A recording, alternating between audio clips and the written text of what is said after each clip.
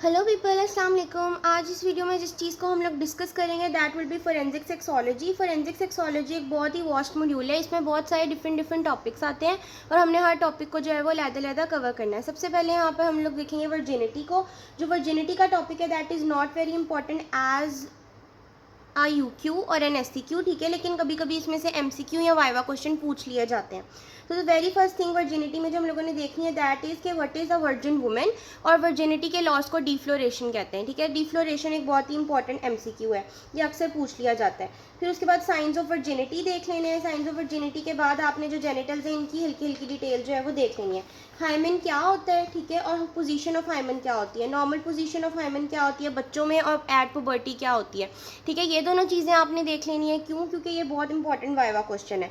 फिर उसके बाद नेक्स्ट चीज़ जो आपने देखनी है दैट इज़ हाइमेन के क्या स्ट्रक्चर होता है, उसकी क्या शेप होती है, ये वाली चीज़ आपने देख लेनी है, क्योंकि वाइवा में पूछ लिया जाता है कि डिफरेंट शेप्स ऑफ हाइमेन जो है उसके बारे में आप बता दें। फिर उसके बाद नेक्स्ट हमारे पास क्या है, principle science of virginity. Principle science of virginity ये भी वाइवा में पूछे जा सकते हैं, और मेडिको लीगल इंपॉर्टेंस, ये दोनों चीज़ें आपने कवर कर लेनी है।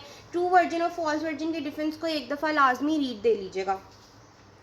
फिर उसके बाद नेक्स्ट है हमारे पास एग्जामिनेशन टू कंफर्म वर्जिनिटी। ये बहुत ज़्यादा इंपॉर्टेंट वाइवा क्वेश्चन है, और इसको हम लोग आगे जाके भी कवर करेंगे, पर हर जगह यही स्टेप्स होंगे, यही प्रोसीजर होगा, लेकिन थोड़ा बहुत डिफरेंट होगा, तो इसलिए आपने इसको अच्छे से रीड कर लेना है। ये बहुत ज़्यादा टाइम पूछा जाता है, और इसमें एक सबसे इंपॉर्टेंट बात ये है कि हमारे पास ये 4 एग्जामिनेशन की स्टेजेस हैं। इनमें से जो पहली 2 स्टेजेस हैं हम वो वर्जिन और नॉन वर्जिन दोनों में परफॉर्म कर सकते हैं, लेकिन जो आखिरी 2 स्टेजेस हैं वो सिर्फ हम लोग उनमें परफॉर्म कर सकते हैं जो नॉन वर्जिन होती हैं। वर्जिन फीमेल्स के अंदर हम लोग जो है वो डिजिटल एग्जामिनेशन और स्पेकुलम एग्जामिनेशन नहीं परफॉर्म करती, क्योंकि इट इज़ क्वाइट पेनफुल।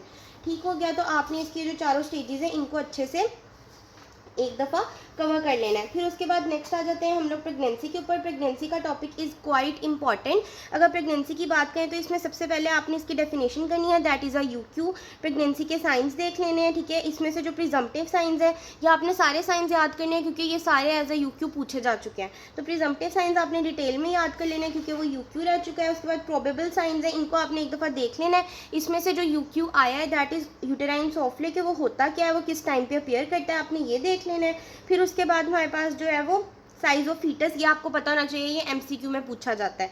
और फिर उसके बाद कंफर्मेटरी साइंस है, इनको भी आपने कर लेना है। उसके बाद आता है science of pregnancy in date, इसको आपने सिर्फ एक दफ़ा रीड कर लेना है। Medico legal aspect of pregnancy is important, ये आपने अच्छे से करना है। और फैंटम प्रेगनेंसी, सूडो प्रेगनेंसी के बारे में भी आपको आइडिया होना चाहिए। आगे आ जाते हैं हमारे पास सुपरफिकेंडेशन एंड सुपरफिटेशन, ये दोनों ही बहुत ज़्यादा इंपॉर्टेंट है। ये यूक्यू रह चुके हैं और ये अक्सर क्या लाजमी तौर पे पूछा जाता है, तो आपने इसको अच्छे से कर लेना है। फिर नेक्स्ट टॉपिक है हमारे पास डिलीवरी का। डिलीवरी का टॉपिक भी वर्जिनिटी के टॉपिक की तरह ही है। इसमें इतने ज़्यादा एससीक्यूज तो नहीं है, लेकिन ये एमसीक्यू के लिहाज से काफ़ी इंपॉर्टेंट है, तो आपने डिलीवरी को भी एक मोटी मोटी रीड दे देनी है। इसके अंदर क्या होना है कि आपने साइंस ऑफ रीसेंट डिलीवरी देख लेनी है। उसके बाद नेक्स्ट आपने आ जाना है लोकल एग्जामिनेशन के ऊपर, कि आप लोग क्या क्या एग्जामिन करोगे कि एक फीमेल के अंदर जिसने अभी अभी डिलीवर किया है बेबी को। ठीक हो गया। उसके बाद वजाइनल डिस्चार्ज, ये एमसीक्यू में पूछ लिया जाता है कि वजाइनल डिस्चार्ज की जो डिसएग्रीबल ओडोर होती है उसको क्या कहते हैं, नोशिया कहते हैं, और ये सारी चीज़ें आपने ये देख लेनी है। फिर रीसेंट डिलीवरी इन डेड, ये वाले साइंस आपने देख लेने हैं। उसके बाद हमारे पास अगर लिविंग है और उसके अंदर हमारे पास रिमोट डिलीवरी हुई है तो उस पेशेंट के अंदर कैसे साइंस होंगे, और अगर डेड है तो उसके अंदर रिमोट डिलीवरी हुई है तो उसके अंदर कैसे साइंस होंगे, ये भी आपने एक दफ़ा रीड कर लेना है। फिर इसका मेडिको लीगल एस्पेक्ट देख लेना है। मेडिको लीगल एस्पेक्ट के अंदर ये सारी चीज़ें आ जानी है, और कंसीलमेंट ऑफ बर्थ कर लेनी है, ये भी पूछ लिया जाता है अक्सर।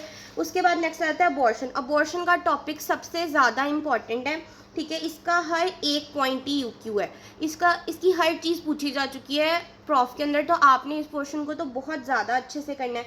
अगर अबॉर्शन की बात करें तो अबॉर्शन में सबसे पहले उसकी आपने डेफिनेशन करनी है, फिर नॉर्मल प्रेगनेंसी की स्टेजेस हैं, फिर उसके बाद क्लासिफिकेशन की हुई है अबॉर्शन की, आपने उसकी नॉर्मल क्लासिफिकेशन कर लेनी है। फिर देख लेना है कि लीगल क्लास अबॉर्शन क्या होता है, और उसके अंदर ये जो एमसीक्यू आया हुआ है कि रुबेला वाला, कि अगर कोई फीमेल है वो हमारे पास रुबेला वायरस से एक्सपोज्ड है या चिकन पॉक्स से एक्सपोज्ड है, तो पहले ट्राइमेस्टर के अंदर जो है वो हम लोग उसका अबॉर्शन कर सकते हैं, दिस इज़ लीगल। ठीक हो गया। और फिर थेराप्यूटिक अबॉर्शन के लिए आपको क्या क्या डॉक्यूमेंट चाहिए, क्या क्या प्री रिक्विजिटीज़ हो सकती हैं, और पीरियड ऑफ गेस्टेशन के अंदर उन्होंने ये बताया हुआ है कि कौन सा पीरियड ऑफ गेस्टेशन है, और उसके अंदर कौन सी अथॉरिटी जो है, कौन अथॉरिटी रखता है अबॉर्शन की। ठीक हो गया, यानी कि कौन अलाउ करेगा अबॉर्शन, या किसके कहने पे अबॉर्शन किया जा सकता है। देन उसके बाद techniques adopted for therapeutic abortion, ये वाइवा, SCQ, UQ सब कुछ है, आपने ये देख लेना है। फिर उसके बाद आ जाता है क्रिमिनल अबॉर्शन, इसके अंदर इसकाते हमल और इसकाते जनीन के दोनों लॉज हैं, ये हम लोग आगे डिटेल में भी देखेंगे। इसके अलावा भी तो आपने इन दोनों को अच्छे से कर लेना है। ये UQ है, इनकी ये होते क्या हैं और इनकी पनिशमेंट क्या है, ये दोनों आपने पूरी अच्छे से कर लेनी है, ठीक है। उसके बाद कॉम्प्लिकेशंस ऑफ अबॉर्शन है, ये भी UQ है, ये आपने लाजमी करना है। फिर उसके बाद methods use for criminal abortion, ये तो बहुत इंपॉर्टेंट UQ है और ये वाइवा में भी अक्सर पूछ लिया जाता है, तो आपने इसको बिल्कुल भी स्किप नहीं करना है और आपने इसको अच्छे से याद कर लेना है। और ये इनकी एग्जाम्पल्स के साथ अबॉर्टिफिशिएंट ड्रग्स का आपने जो है वो याद करना है। फिर उसके बाद हमारे पास आती हैं एक और UQ, जिसके अंदर आपने बताना होता है कि अनस्किल्ड इंटरफेरेंस क्या होती है, सेमी स्किल्ड इंटरफेरेंस क्या होती है और स्किल्ड इंटरफेरेंस क्या होती है।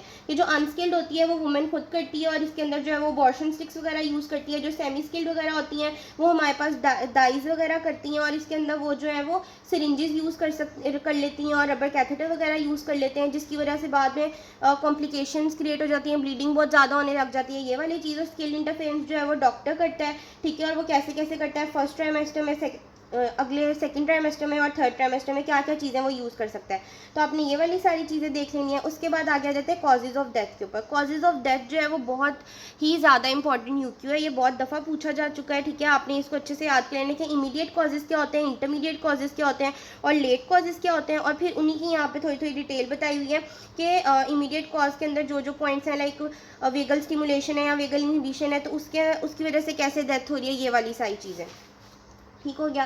फिर उसके बाद आपने मेडिको लीगल इंपॉर्टेंस देख लेनी है। मेडिको लीगल इंपॉर्टेंस के अलावा जो है आपने एग्जामिनेशन कैसे करनी है फीमेल में वो, और ऑटोप्सी फाइंडिंग्स पे आपको क्या क्या मिलेगा वो, आपने ये वाली जो सारी चीज़ें हैं इनको एक दफ़ा अच्छे से देख लेना है। उसके बाद नेक्स्ट जो हमारे पास आता है दैट इज सेक्सुअल ऑफेंसेस।